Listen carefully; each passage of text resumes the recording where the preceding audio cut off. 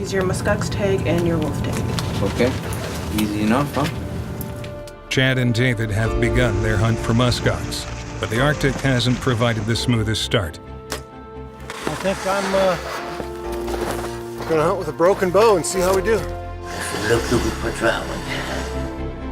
Even after a broken bow, weather delays, and the rigorous sled rides, David has found himself closing the distance on a mature bull Musk Ox.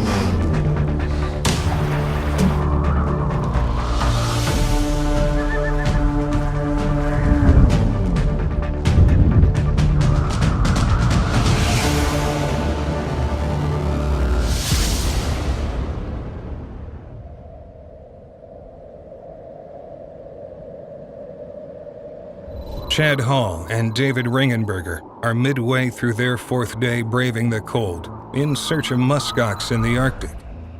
The team has scoured the frozen land, while keeping a constant eye on the horizon for any signs of Musk Ox.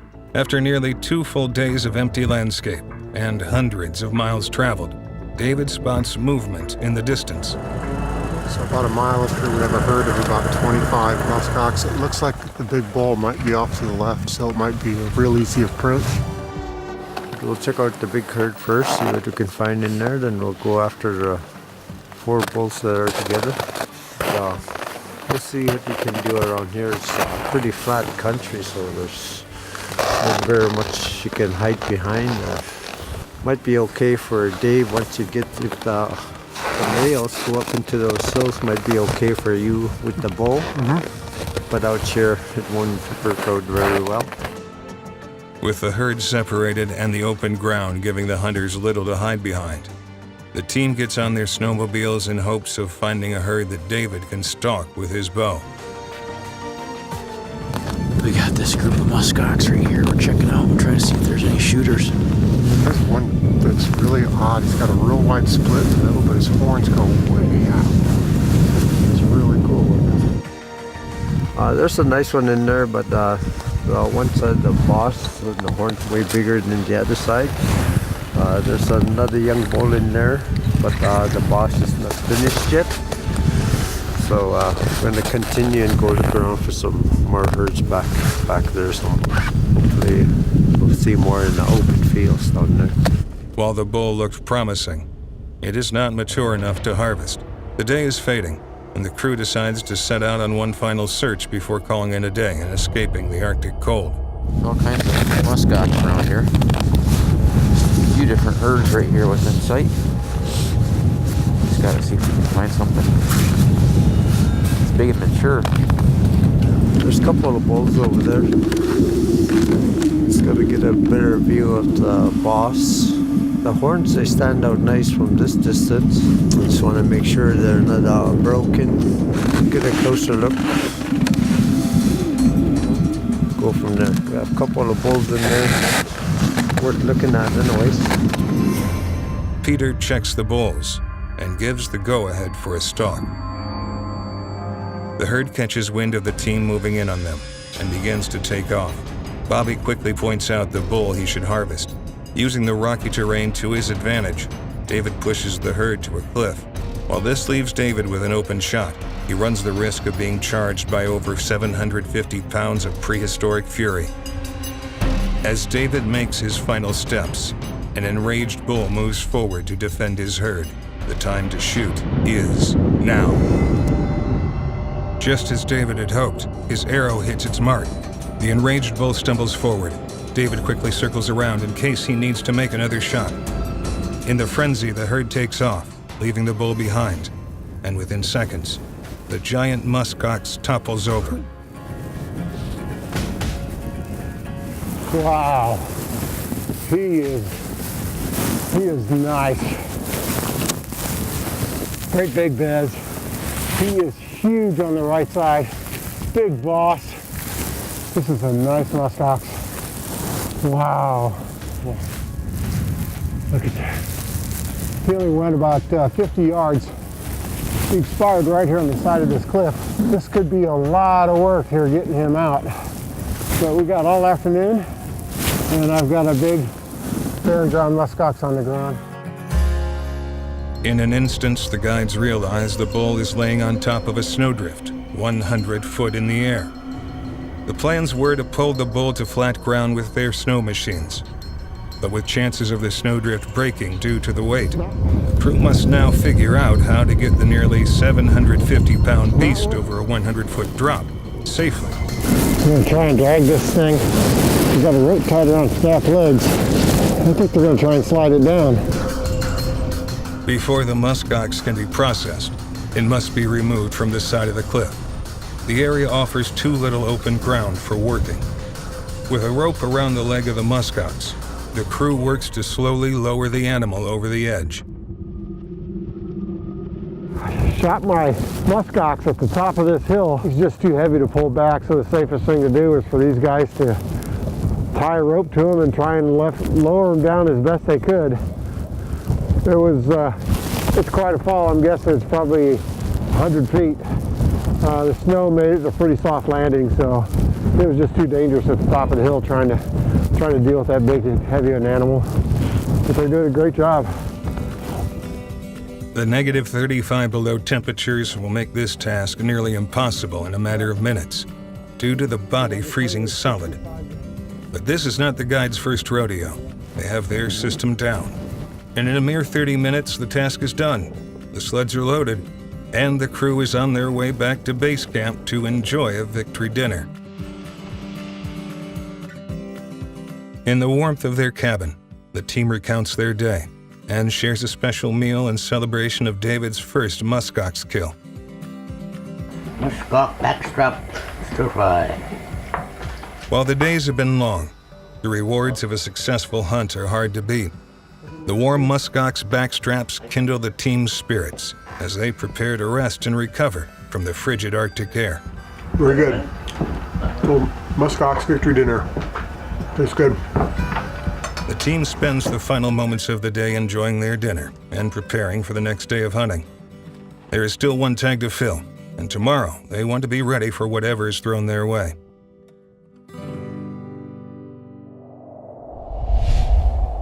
This segment has been brought to you by Buck Knives, Edge of a Legend.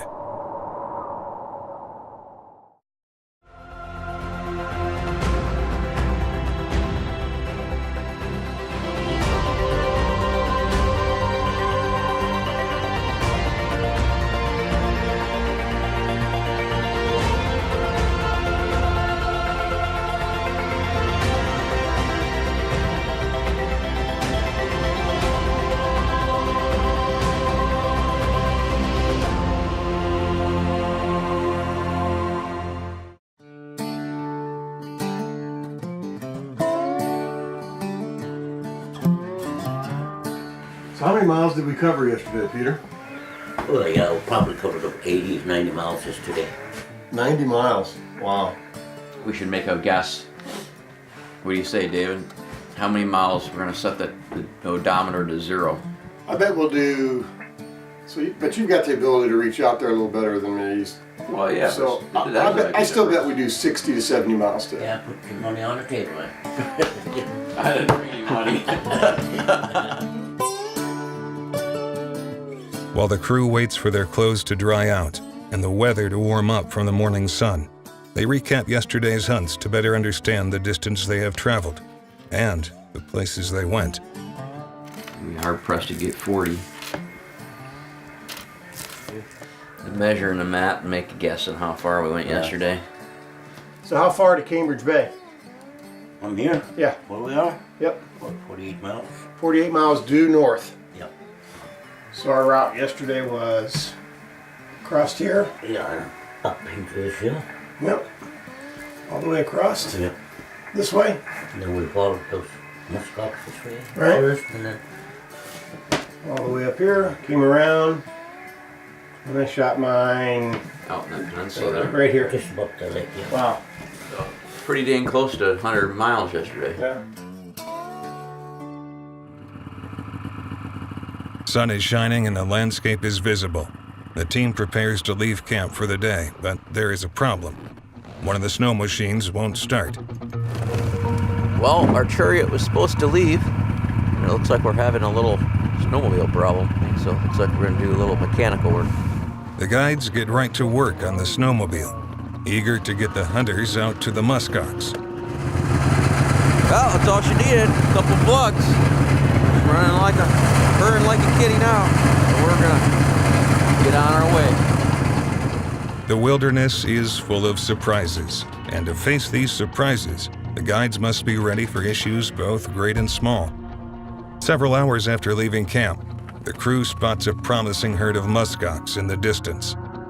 We got a big herd out here, about 25 to 30. We're gonna go see what it has in it. It looks like there's one good-sized bull for sure. The team cautiously makes their way forward to gain a better vantage point. But as they approach the musk ox, they begin to move away from them. The team makes some quick determinations and realizes there aren't any that are mature enough to take.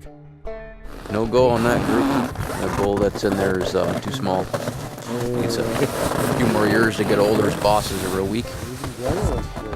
So that'll be all we got for today, eh? that's it for today. Got another day tomorrow. For sure. Maybe a few Musk Ox late in the day. The team heads home empty-handed. The cold Arctic has won today. But it will not be the end of the hunt. Inside, after a long day on the ice, the crew warms up and enjoys another meal of musk ox, already thinking about the challenges and rewards tomorrow may bring.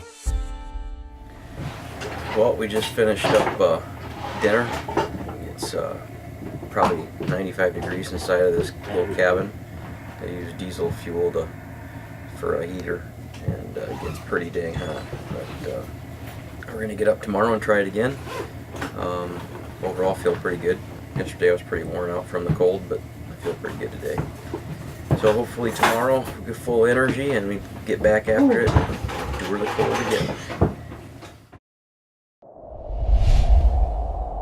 This segment has been brought to you by Wild Sheep Foundation.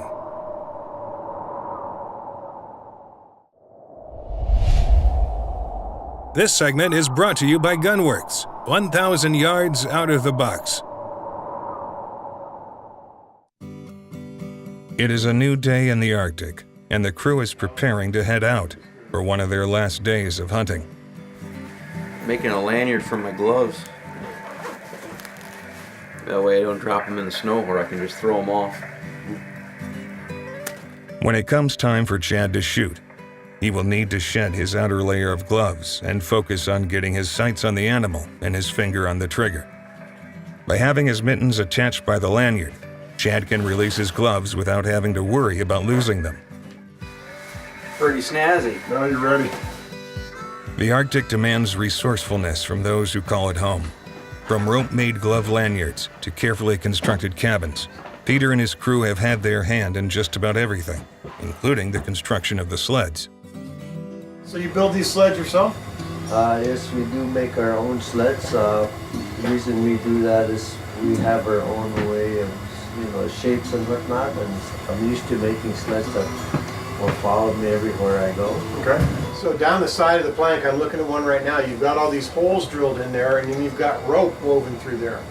Is that what gives the sled its... That gives the sled its flexibility to move around. Okay. Whereas if you use nails and screws, the sled moves and the screw will just pop out and you have no more sled. So the cross pieces on these planks right now are not screwed into the... No, they're not. They're just held in place by rope. Just held in by rope. Well, you can do the ropes with single rope all the way through to every cross piece. But for me, I find that, for me as a traveler, that cruises and covers a lot of distance, I find the single one is no good for me because once the rope busts in a certain area, then everything will follow along. But the sleds I use individual rope on each cross piece. That is neat. So the boxes, you can take the boxes off Yeah. that we're sitting in. So if you need to haul a bunch of stuff, you take the box off, and then you can just load the sled full of gas, So whatever. even if clients piss you off, you could just take the box off with the client. It might be okay. With their sled boxes securely attached, the crew heads out into the bone-chilling temperatures and finds a high peak to glass Musk Ox from. It's not about being fast. In fact, it's about being slow. That way you don't get sweaty. The worst thing you can do is get hot and sweaty in all these clothes. The team leaves the hill and heads out further into the tundra to find a mature bull. As they journey on, an ominous wall of snow heads their way. Low visibility quickly turns into a complete whiteout. The guides make the team stop, knowing this could mean danger. Well, we're taking a break. Kind of whited out. Can't really see anything. Be careful on these sleds because there's a lot of drop-offs into riverbeds and a lot of big rocks. So you can't see. We don't want to go flying off one of those. It's a complete whiteout. You can't see 50 yards. We're about an hour out of camp and we're actually right on the ocean. So I hope this storm blows over soon or the mid-afternoon sun blows it off. If not, I think we'll be done. If the weather does not clear up soon, the team has no choice but to slowly make their way back to base camp and end another day of hunting empty-handed.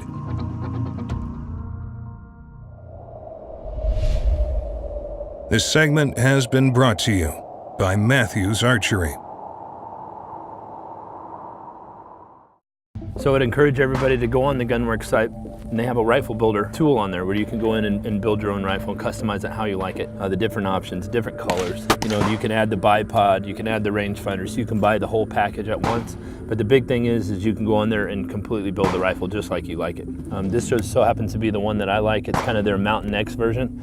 It's a Magnus stock, fluted barrel in the 7 LRM, which is the Gunworks cartridge. Gunworks, 1,000 yards out of the box. The unexpected snowstorm passes over, revealing the Arctic landscape once again. The team immediately gears up and heads out, hoping to make the most of the remaining hours in the day. With only one more day of hunting, Chad is determined to set eyes on a mature bull. Within minutes, he spots some with his optics. Well, we got a couple group of Musk Ox here. Looks like there's 2 bulls on the end here. The guys just hiked up the hill here to look at the other group. Got any shooters in there? Hope so. There's 2 in the end. Look fairly promising from this distance.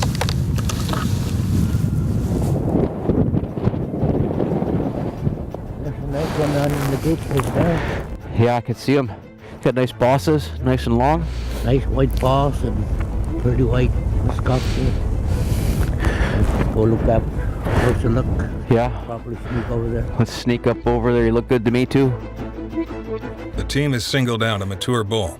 The big horns signify that the animal has lived a full life and is ready to be harvested. As Chad quickly prepares for his shot, Peter ranges the animal at 625 yards. The bullet is in the chamber. The time to shoot is now. The Gunworks rifle has done its job. Chad's aim was true. The Musk Ox is heading to the ground with just one shot. As the herd bull takes its last breath, the rest of the herd disperses. Chad and the team move over the frozen ground to claim his hard-earned achievement. In a land where life is especially sacred, the men appreciate this moment more than ever. Well, we're gonna walk up here and take a look at this prehistoric beast that we just put down. We got a lot of work cut out for us, so we're gonna go admire him for a minute first. The bitter cold and blinding snow could not hold Chad back from his goal. The same perseverance he used to conquer cancer Chad has used to succeed in one of the most desolate places on Earth. Look at that thing. Big animal. This one's got a beautiful cape on it, huh? Old battle wounds. The old mature bull that reveled in the Arctic will now nourish and supply the team and the people of Cambridge Bay. Congratulations. Thank you. Thank you. Now the work begins, eh? The guide's skilled hands and their sharpened buck knives work to process the Musk Ox. The team will head home tonight with their tags filled and their sleds full of meat, having persevered through all that this land has thrown at them. As they make the final cuts, David and Chad cannot help but admire and respect all that is in front of them. A beast surviving from prehistoric times, a people rich in heritage and their own Arctic survival stories, and the land of ice and cold that has brought everyone together for an unforgettable adventure. After one last bumpy ride to base camp, Chad reflects on the adventure this week has brought. Had a good day. Got a Musk Ox. Spent the rest of the evening getting it cleaned up, hide off the skull and weights. It was a pretty good day. We're just tired now. Trying to get organized here for the trek out in the morning. We're going to head back to Cambridge Bay in the morning, and then we'll probably fly out of here the next day and start our journey home. So it's been a pretty cool adventure so far, and hopefully we'll make it back across the ice in the morning safe, and we'll check in later. Next week on Sheep Shape, we celebrate the life of a man who inspired so many. Rick Carone fought his pancreatic cancer for 4.5 statistic-defying years. Join us as we look back on this amazing life next week on Sheep Shape.